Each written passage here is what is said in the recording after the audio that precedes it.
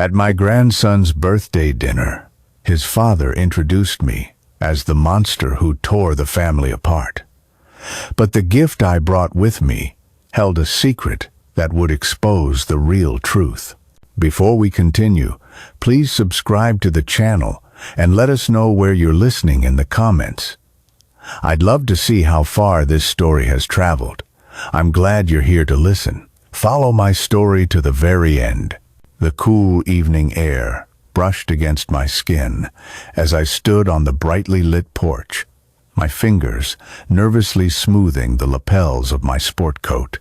I clutched the gift, wrapped with painstaking care, a little tighter in my arms.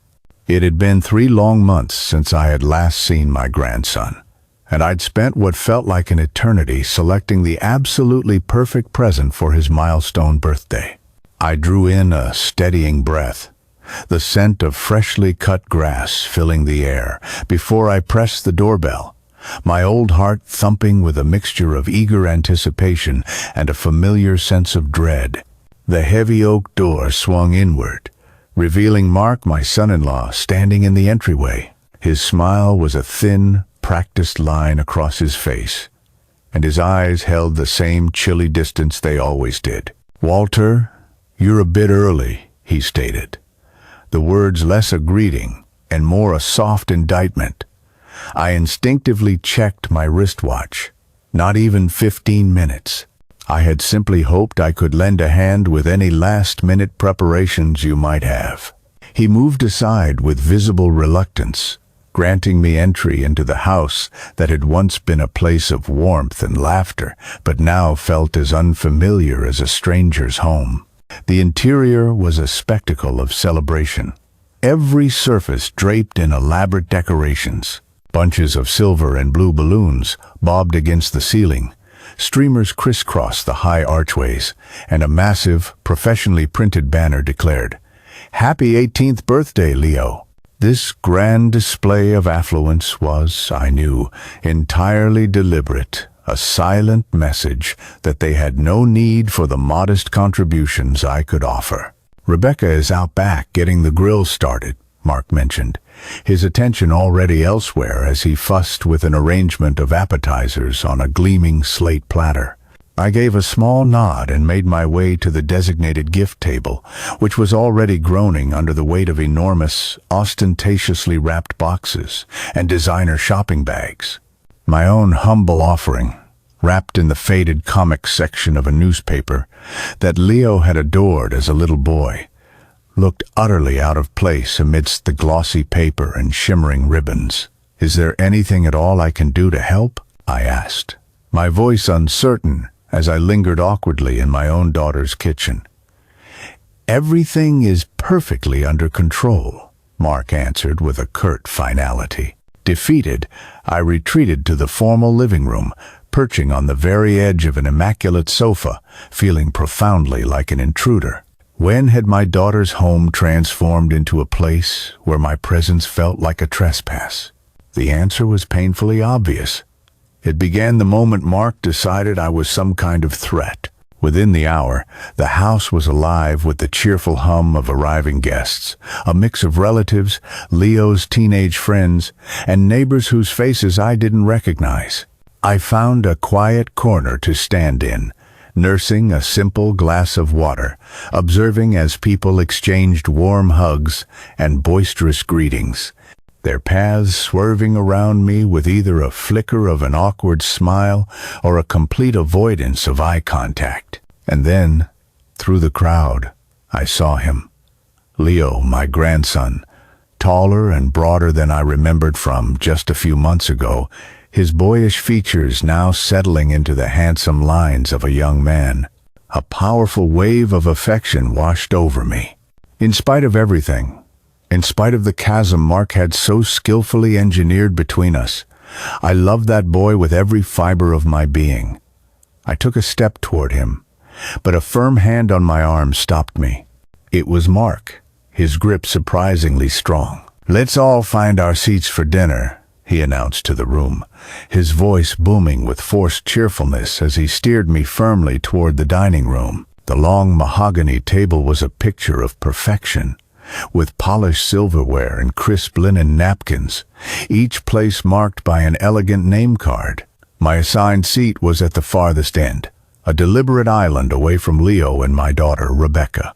I quietly swallowed the lump of disappointment in my throat and sat down. Mark tapped his wine glass with a fork, the clear ringing sound silencing the chatter. Before we eat, I just want to thank everyone for being here to celebrate our Leo's 18th birthday. His voice was as smooth as honey, the consummate host. I think it's so important for Leo to recognize everyone who is here to support him on this momentous day. He then began to introduce each guest, adding a warm, personal anecdote for each one. This is Aunt Roberta, who taught Leo how to cast a fishing line when he was just 7. And here's Uncle Charles, who has never once missed a single one of his baseball games. And of course, Mrs. Peterson, Leo's mentor, who was instrumental in helping him secure that incredible internship last summer. When his gaze finally fell upon me, his smile became brittle, freezing over. "And this," he said, pausing for dramatic effect, "is Walter, the monster who tore our family apart." A stunned silence descended upon the room. I could feel the weight of every single pair of eyes on me. Some were shocked, some were merely curious, and a few, I noticed with a pang, were even nodding in quiet agreement. A hot flush of humiliation crept up my neck, but I forced myself to keep my back straight and my gaze unwavering. "Dad?" Rebecca finally murmured, but her protest was feeble, almost half-hearted. Mark let out a light, dismissive laugh. "Oh, it's just a little joke. Walter knows I'm only teasing." But it was no joke, and every single person in that room knew it. The rest of the dinner passed in a blur of stilted conversation and strained laughter. I barely touched the food on my plate. My stomach was twisted in a tight knot of hurt and righteous anger, not for myself, as I had long ago grown accustomed to Mark's particular brand of cruelty, but for Leo, who was being forced to endure this ugly spectacle on what should have been a joyous birthday. When the time came to open presents, I watched as Leo unwrapped one expensive gadget after another. High-end headphones, designer apparel, the very latest in personal technology. When his hands reached for my small, simply wrapped package, Mark tried to steer him toward a much larger box, but Leo stood his ground. "I want to open Grandpa's gift first," he said.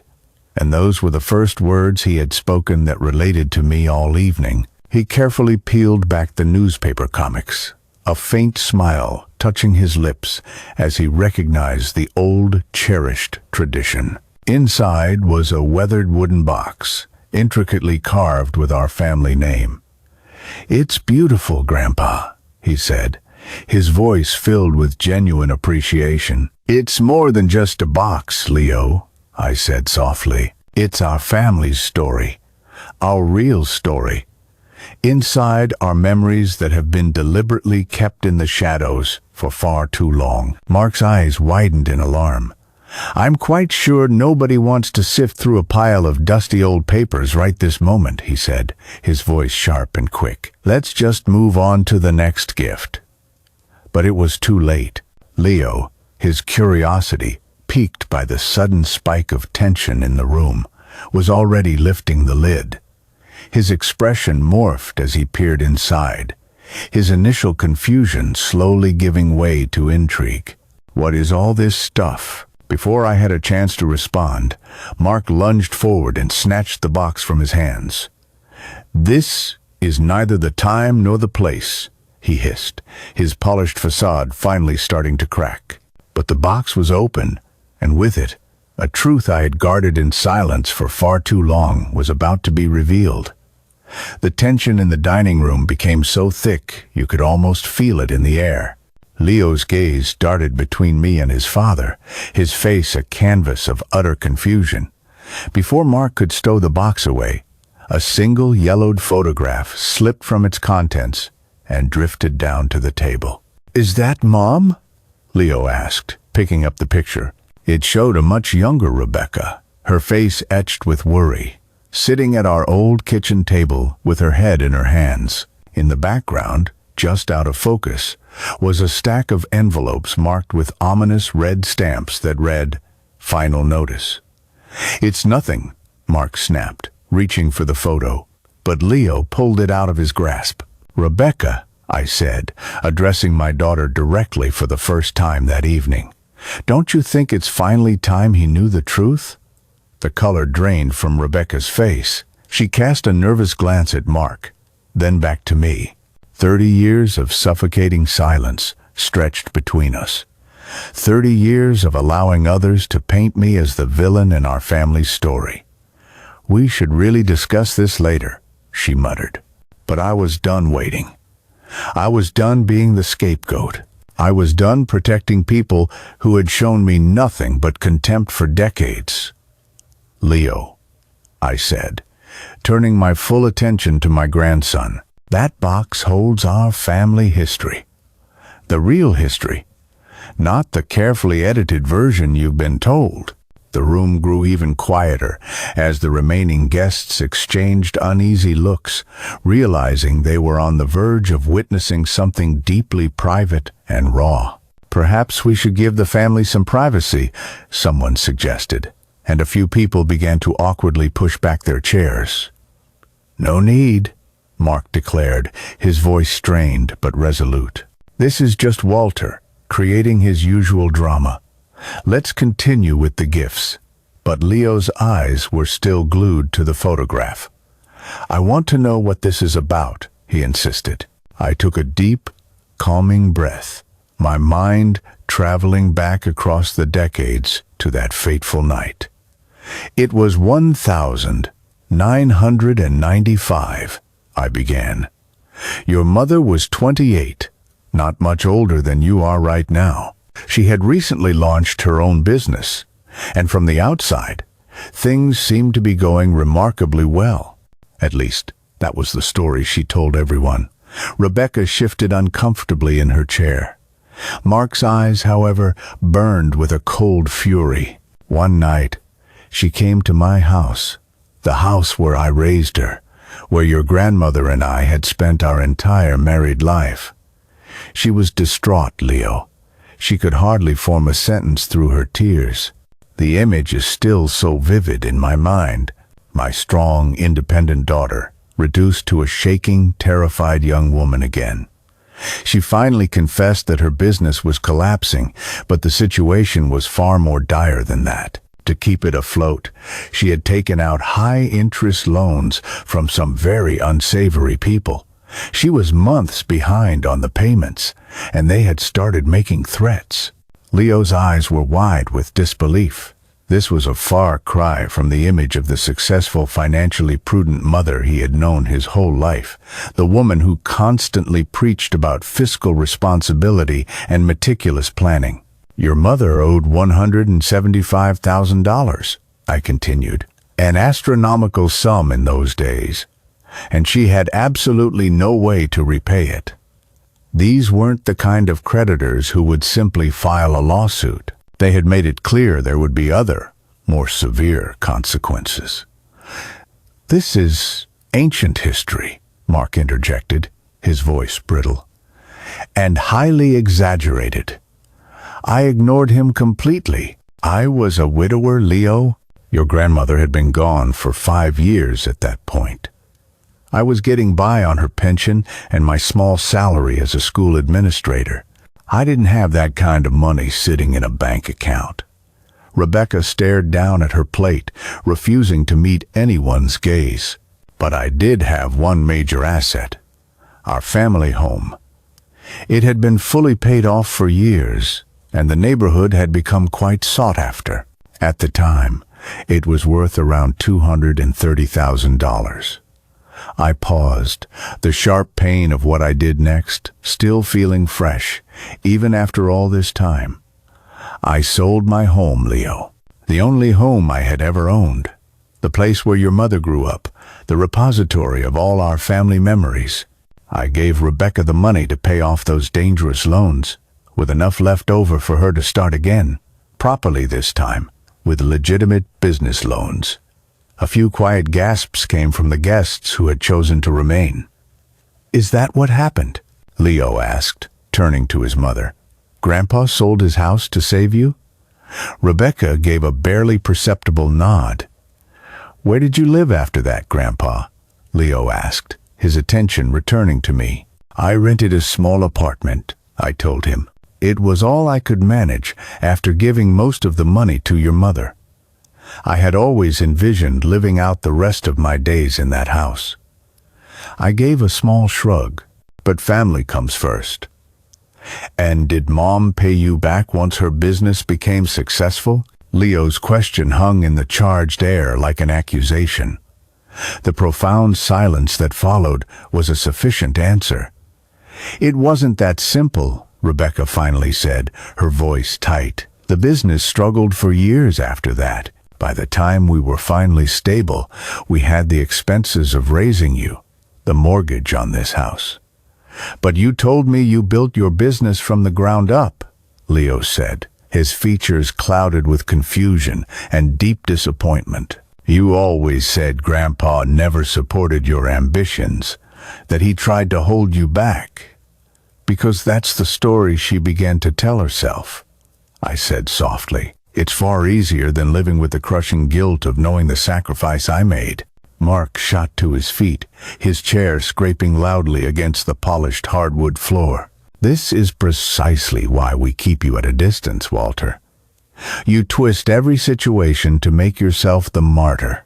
The proof is in that box," I replied, my voice calm and steady. "The deed to my house, the bank statement showing the transfer of funds, the letters I wrote to Rebecca in the years that followed, asking only for small repayments when I was struggling to make rent letters that were never answered. You gave Rebecca that money as a gift," Mark insisted, "and then you spent years holding it over her head, trying to control her, to control us." "Is that what she told you?" I asked, genuinely curious. "She didn't have to tell me anything." Rebecca finally spoke up, her voice thick with suppressed emotion. "I was there, Dad. You never let me forget what you did. Every holiday, every birthday, you would find some way to remind me of your sacrifice." I leaned back in my chair, utterly stunned. Was that truly how she remembered it? Had her guilt contorted her memories so completely? "Rebecca," I said, my voice barely a whisper, "I never once asked for the full amount back. Not once. I only came to you 3 times in 30 years when my back was truly against the wall. I lost my home for you, and in return, you shut me out of your life." Leo was now rummaging through the box, pulling out old documents, letters, and photographs, tangible evidence of a family history he had never known. "There's so much in here," he murmured, setting aside the deed to my old house, the loan papers bearing Rebecca's signature, and bank statements detailing the fund transfers. Then he pulled out something else, a small leather-bound notebook. My heart seemed to stop in my chest. "What's this?" he asked, opening it to the first page. It was my diary from those difficult years, a record not just of the financial transaction, but of the immense emotional toll it had taken, the crushing loneliness of my small apartment after the familiar comfort of my home, the pain of Rebecca's growing distance, the slow, dawning realization that I was being cast as the villain in a story where I had been the savior. And now, as Leo began to read a passage aloud, the truth I had carried as a solitary burden for 3 decades was finally being brought into the light. Leo's voice trembled slightly as he read from my diary. December 18th, 1995. Rebecca brought Mark over for dinner tonight. He's handsome and charming, but I saw something shift in his eyes when Rebecca mentioned that I had helped her with the business. He asked some very pointed questions about the arrangement, whether I expected to be repaid, if I thought I would have a say in business decisions. I assured him it was a gift, completely free of any strings. Rebecca seemed relieved by my answer, but I can't help but wonder if that's how she truly sees it. Leo looked up at me, then shot a glance at his mother. "There's more," he said, turning the page. July 5th, 1999. Rebecca and Mark announced their engagement today. I should be filled with joy, but a chasm is growing between my daughter and me. Rebecca hardly ever calls anymore. When I visited their new apartment last week, Mark made a joke about me checking on my investment. I tried to laugh it off, but it stung. I have never seen my help as an investment. Mark's face had become a stony mask. "These are private thoughts from decades ago. They don't prove anything." "Let him finish," Rebecca said unexpectedly, her gaze now fixed on the diary. Leo continued reading.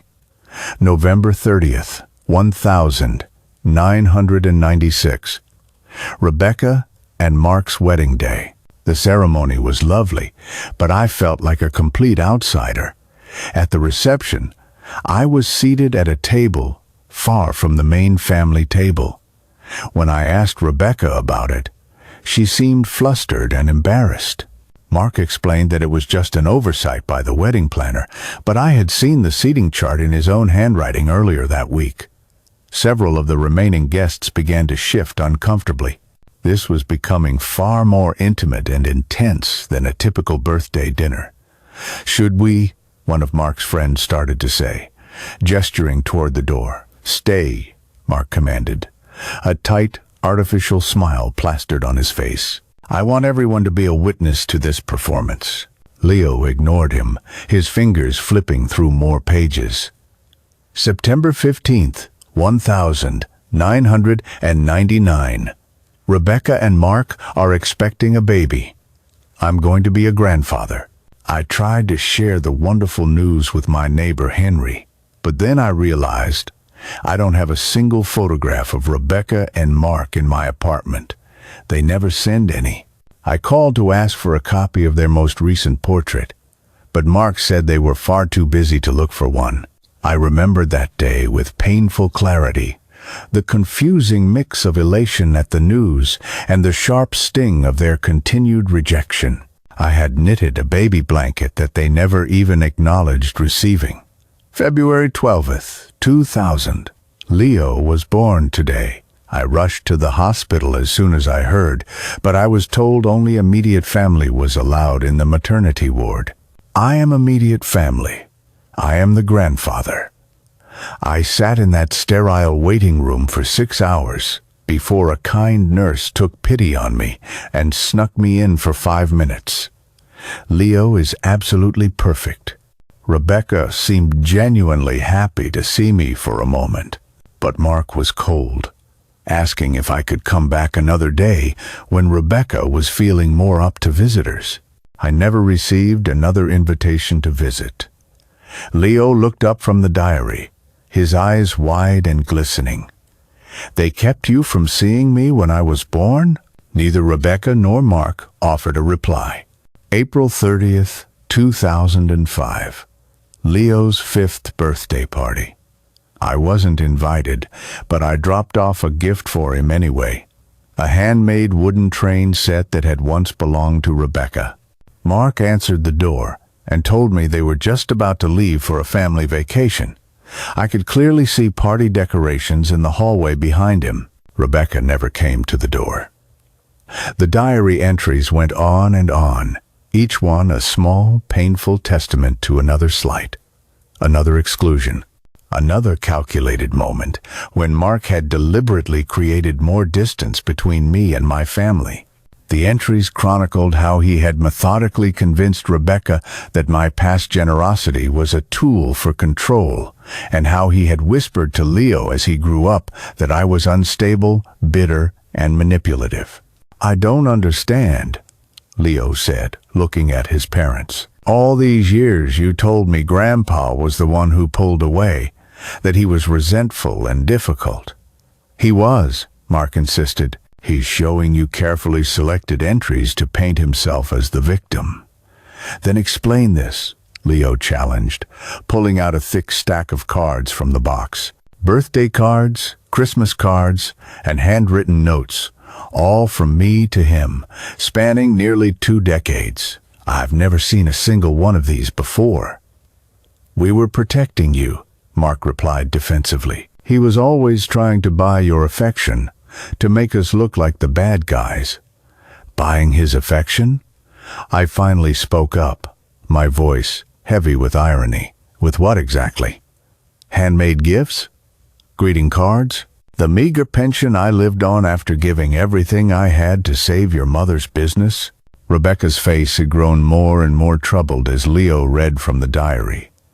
Now, she looked directly at me, truly looked at me, perhaps for the first time in 30 years. "Dad," she said quietly, "if what you're saying is true, why didn't you speak up sooner? Why keep all of this documentation hidden away for so long?" I let out a long, heavy sigh, feeling the immense weight of all those silent years settle upon me. Because I was convinced it would only push you further away. And because I hesitated, then finished softly. I was protecting you. Protecting me from what? From the truth about how deep your troubles really were back then. From having to confront what you did, taking my home, and then methodically cutting me out of your life. I kept thinking that if I just waited patiently, if I didn't make waves, that one day you would remember who I really was, who we were to each other. Leo was still exploring the contents of the box, his hands sorting through photographs, receipts, and bank statements. "There's something else in here," he said, extracting a carefully folded newspaper article. He opened it gently, the yellowed paper brittle with age. His eyes widened as he scanned the headline. "Local entrepreneur narrowly evades charges in investment scandal," he read aloud. "Mom, is this about you?" Rebecca turned pale. Mark lunged for the article, but Leo swiftly moved it out of his reach. "That's the part you always conveniently left out," I said quietly, my gaze fixed on my daughter. "The real reason those loans were so dangerous. It wasn't just about the money you owed, was it, Rebecca?" The room fell utterly silent, as the final darkest secret of our family hovered on the brink of revelation. Rebecca's hands trembled as she reached for her water glass. The newspaper article lay on the table between us, its headline screaming a truth she had buried for 3 decades. "It wasn't just about the money," I repeated softly. "You were in serious trouble with the law." "Mom!" Leo's voice cracked with disbelief. Rebecca closed her eyes for a moment, then opened them, her expression a mixture of defeat and resignation. "It was complicated. I was young, desperate to succeed." "You made promises to investors that you couldn't possibly keep?" I finished for her. "You diverted their funds. You were facing serious fraud charges, Rebecca."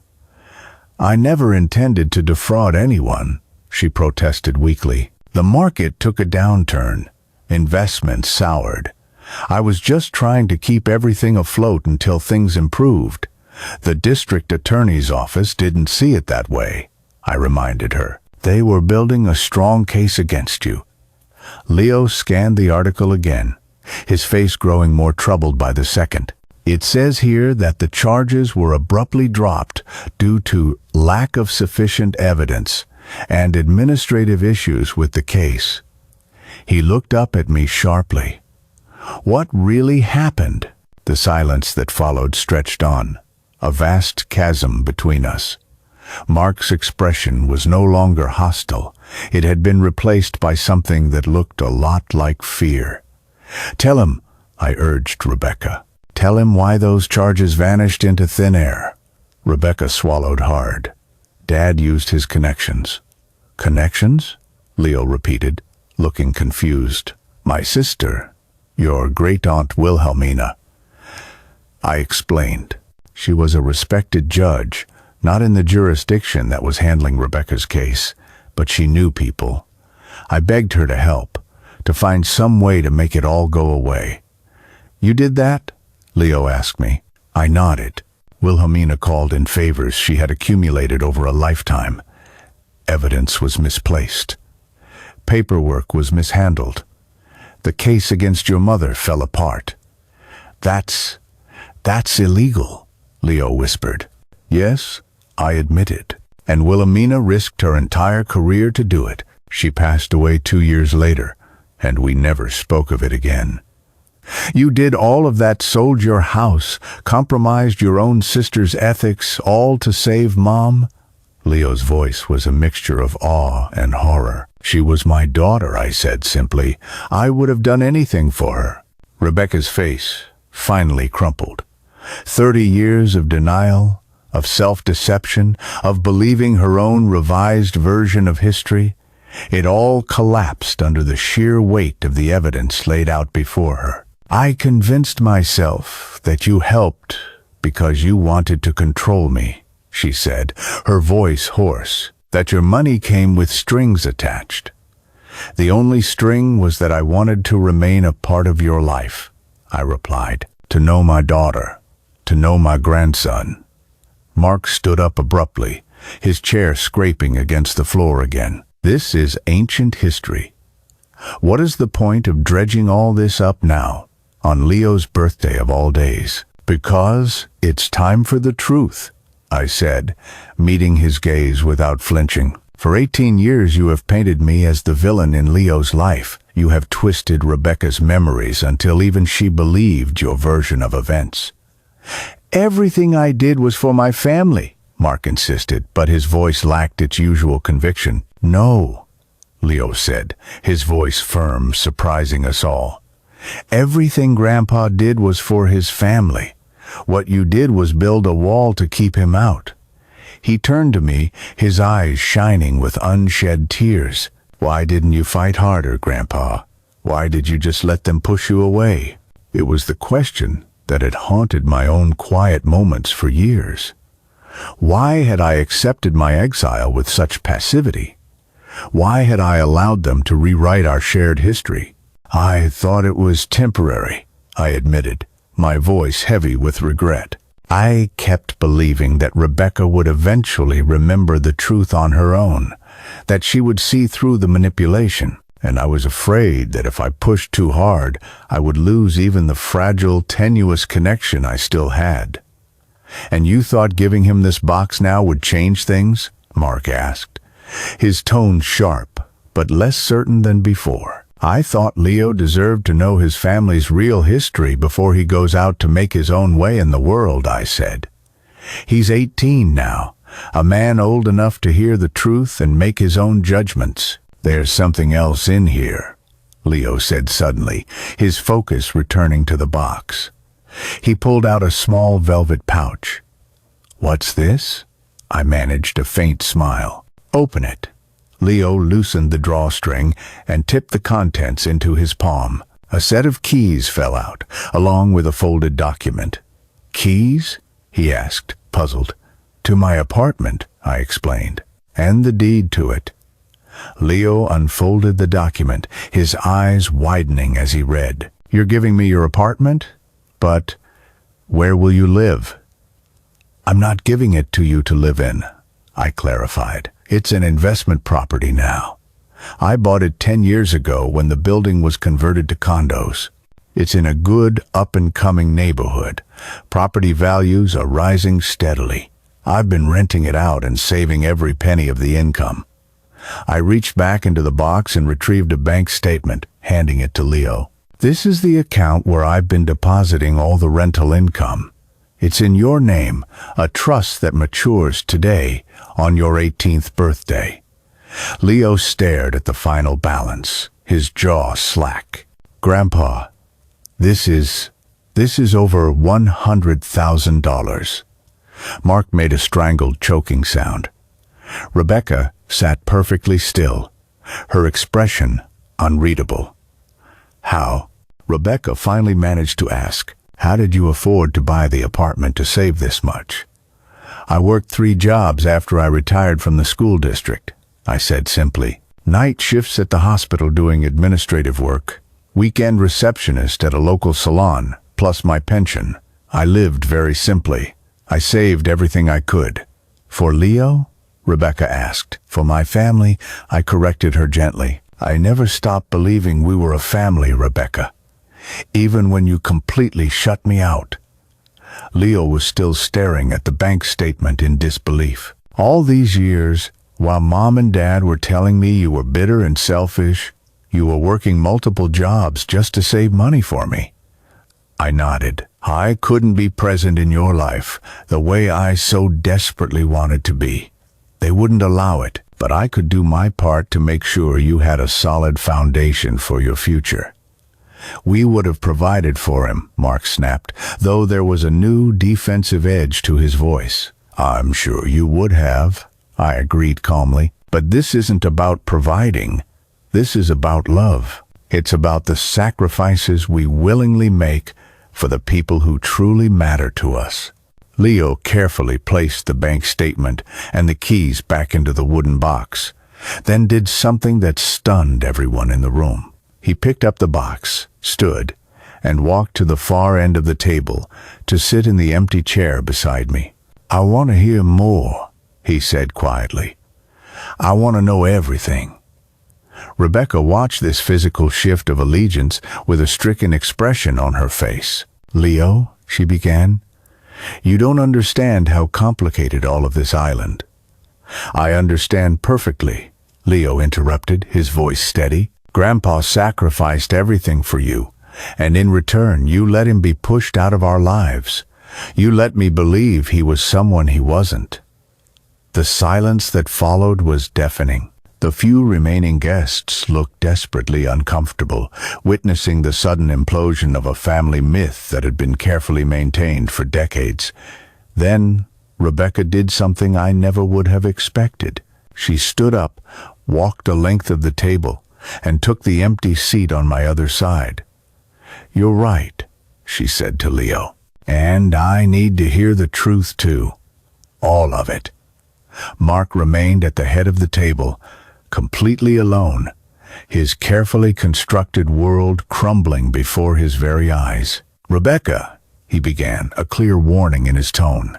But for the first time, in our long and painful history, my daughter didn't look to her husband for direction. Instead, she turned to me, her eyes clear and present, in a way I hadn't seen in 30 years. I'm sorry, Dad, she said softly. I am so sorry. Sorry doesn't fix this, Rebecca. Mark's voice cut through the moment, sharp as shattered glass. He stood up, smoothing the front of his expensive shirt with trembling hands. 30 years of marriage, and you're choosing his side just like that. This isn't about choosing sides, Rebecca replied, her voice gaining strength. It's about the truth. The last of the party guests began to slip away, murmuring awkward goodbyes. Within minutes, only the four of us remained in the cavernous dining room, Rebecca, Mark, Leo, and me. Leo was still carefully examining the items from the memory box. He pulled out a small bundle of letters tied together with a faded blue ribbon. What are these? He asked. Letters I wrote to you, I explained. Birthday cards, holiday greetings, little notes about things I saw that I thought you'd find interesting. Things I sent that I now suspect you never received. Leo untied the delicate ribbon and opened one of the letters. Dear Leo, he read aloud. Happy 10th birthday. I saw a model rocket launch at the park yesterday and immediately thought of how much you would enjoy it. Remember when we built that small rocket together when you were 6? The way your eyes lit up when it soared into the sky. He looked up from the letter, his brow furrowed in confusion. We built a rocket together. I don't remember that at all. It was the last time your father allowed me to spend a day alone with you, I said quietly. After that day, there was always an excuse. Always a reason why it wasn't a convenient time for me to see you. Mark began to pace the room, his composure finally cracking. This is ridiculous. You're making it sound as if I orchestrated some grand conspiracy. You were clingy, you were judgmental, always finding subtle little ways to criticize how we were raising Leo. Was I? I asked, genuinely curious. Tell me one specific example, Mark faltered, his mouth opening and closing without a sound. You were always bringing up how Rebecca was raised, implying that we weren't doing things right. That's not true, Rebecca said suddenly. Dad rarely gave me parenting advice, even when I asked for it. I remember being surprised by how hands-off he was. She looked at me with a dawning realization in her eyes. You were afraid of overstepping, weren't you? I nodded. After the first few times Mark accused me of interfering, I became extremely careful. I didn't want to give him any ammunition, any reason to create even more distance. Leo had found a small photo album tucked in the corner of the box. These are pictures of me, he said, flipping through the plastic-covered pages, but I've never seen most of them before. The school district sent them to me, I explained. I called the main office every year and asked them to mail me copies of your official school photos, your sports team pictures. It was the only way I had to watch you grow up. That's stalking, Mark snapped. You went behind our backs. It's public information, I replied calmly. Any grandparent can request copies. I never interfered. I just wanted to see my grandson's face. Leo continued to look through the album, his expression softening. You came to my baseball games. It wasn't a question. Every single one I knew about, I confirmed. I sat in the far corner of the bleachers, so you wouldn't see me. I never approached you afterward. I just wanted to see you play. You were there? Rebecca asked, her voice full of disbelief. All those years? Of course, I was there, I said. He's my grandson. Rebecca's face crumpled. I never saw you. You weren't looking for me, I said gently. Mark slammed his hand down on the table. Enough of this pity party. Rebecca, are you seriously falling for this blatant manipulation? He's trying to turn you against me, against the life we've built together. Our life was built on a lie, Mark, Rebecca replied, her voice firm. A lie that you helped me to believe. What lie? Mark demanded. That my father expected gratitude and control in exchange for his help. That wasn't a lie. It was obvious. No, I interjected quietly. The lie was that I ever asked for anything at all in return. The lie was that I was trying to control Rebecca. The truth is that I let her go, even when it broke my heart, because I thought that's what she wanted. Leo stood up abruptly, clutching the box in his arms. I need some air, he said, and walked out the sliding glass door to the backyard.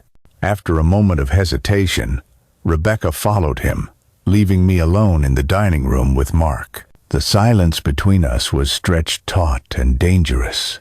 Mark glared at me, his perfect composure unable to mask the raw fury simmering beneath the surface. Congratulations, he finally said, his voice dripping with venom. You finally got what you wanted.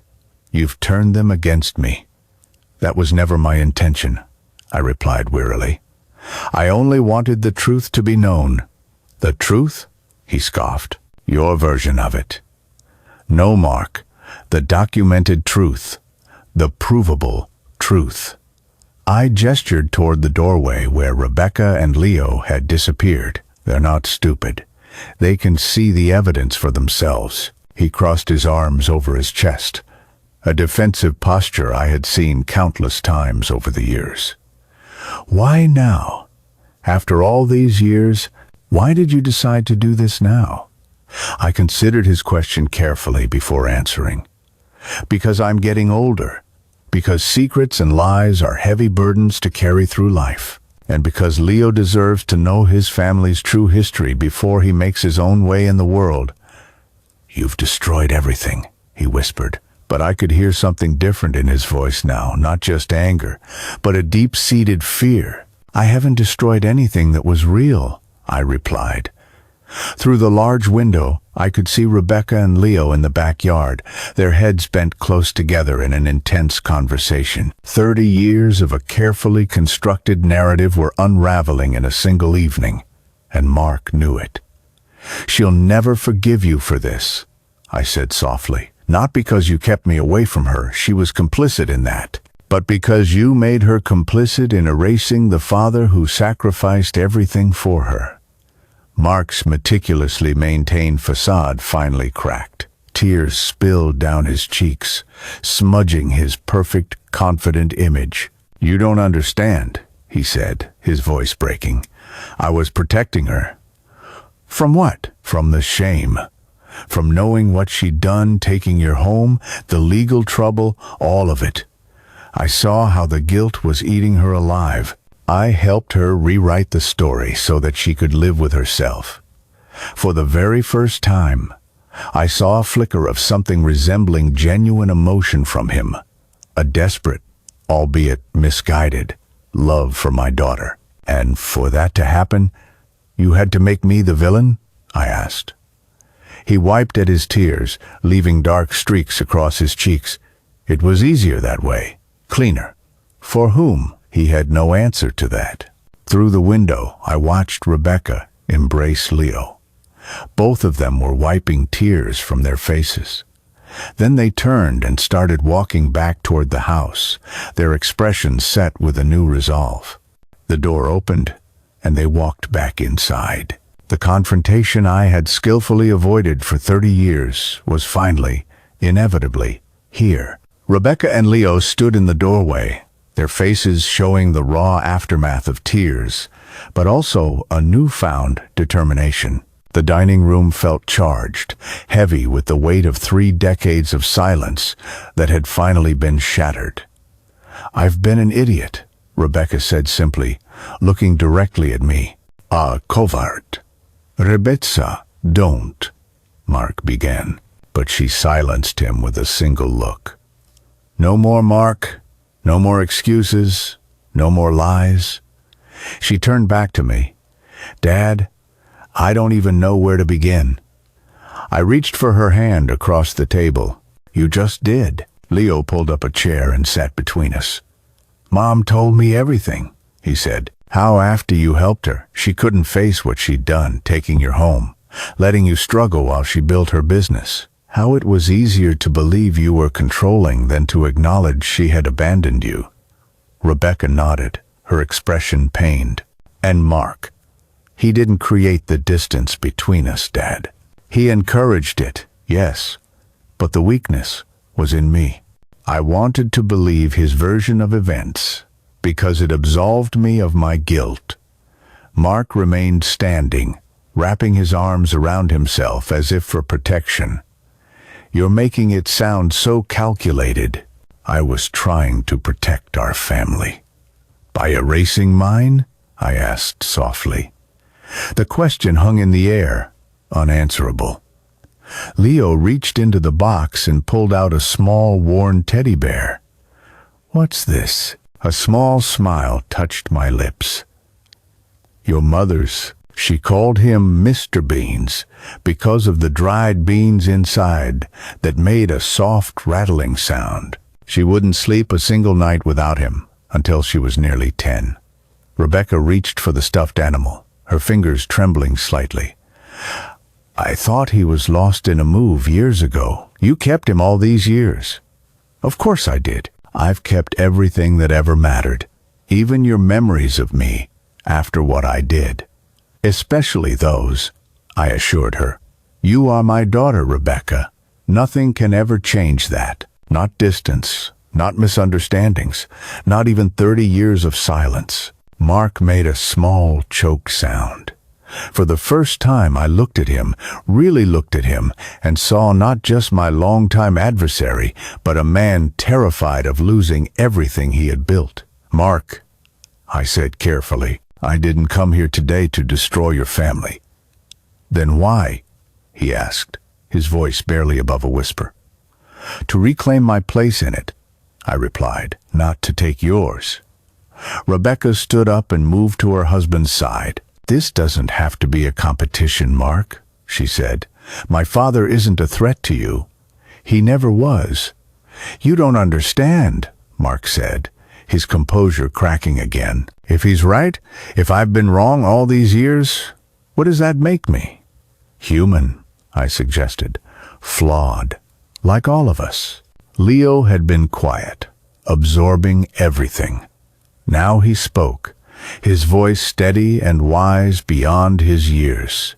"I want to know my grandfather, really know him, not the version of him I've been told about my whole life." "Of course," Rebecca agreed immediately, then looked cautiously at Mark. "That's reasonable, isn't it?" Mark's shoulders slumped slightly, not in surrender, but perhaps in resignation. "Do whatever you want. You will, anyway." "Dad," Leo said, surprising us all by addressing Mark directly, "this isn't about choosing sides. It's about fixing something that never should have been broken in the first place." Rebecca looked at her son with undisguised pride. Then she turned to me, her expression solemn. "The money you gave to Leo, I want to match it, double it. It's the very least I can do." "That's not necessary," I began. But she shook her head. "It's not about necessity, Dad. It's about finally doing the right thing." I felt a tightness I'd carried for so long, I'd forgotten it was there, finally begin to unclench inside my chest. It wasn't just about the money. It was about being heard, about being believed. "There's one more thing in here," Leo said, reaching to the very bottom of the box. He pulled out a small velvet jewelry box. "What's this?" "Open it," I urged. Inside was a simple silver locket on a delicate chain. Leo carefully opened it to reveal two tiny photographs. A baby Rebecca on one side and a baby Leo on the other. "I had it made right after you were born," I explained. "I've kept it with me every single day since. The two most important people in my life." Leo closed the locket and handed it back to me. "You should wear it now, Grandpa. No more hiding." With trembling fingers, I fastened the chain around my neck, feeling the cool weight of the locket settle against my heart. No more hiding indeed. Rebecca cleared her throat. "Dad, would you stay? The party's pretty much ruined, but maybe we could have dinner. Just family. Family." The word I had waited 30 years to hear again. "I'd like that very much," I said simply. Mark hesitated for a moment, then gave a stiff nod. It wasn't enthusiastic, but it wasn't opposition either. It was a beginning. As Rebecca and Leo began clearing away the abandoned party decorations, I found myself alone with Mark for a moment. "This won't be easy," he said quietly, "for any of us." "Most important things aren't," I agreed. "I'm not going to suddenly pretend we're best friends," he added. "I wouldn't expect that," I assured him. "But maybe we could try to be civil. For Rebecca's sake. For Leo's." He studied my face for a long moment, then gave a single, decisive nod. "I can do civil." It wasn't forgiveness. It wasn't even truly peace. But it was acknowledgement. And after 30 years of being treated as if I were invisible, that felt like a monumental victory. Later that evening, as the four of us sat around the dining table eating the reheated birthday dinner, I watched Rebecca laugh at something Leo said. A real laugh, unguarded and genuine. Leo was animated, peppering me with questions about his mother as a child, about my life, about all the years we had missed. Even Mark contributed to the conversation occasionally. His responses were terse, but they weren't hostile. It wasn't perfect. There were still awkward silences, moments of palpable tension when old habits and resentments threatened to resurface. I knew that healing would take time, perhaps years. But as I sat there, the silver locket warm against my skin, I felt something I hadn't experienced in decades. A sense of belonging. The truth had finally been spoken. The long silence had been broken. The careful fiction that Mark and Rebecca had constructed had crumbled to dust. But in its place, something authentic and real was beginning to grow. I had arrived at this house, fully expecting to be treated as an outsider once again. Instead, I was reclaiming my rightful place. Not as an intruder, but as the father and grandfather I had always been in my heart. "More wine, Dad?" Rebecca asked, holding up the bottle. "Dad.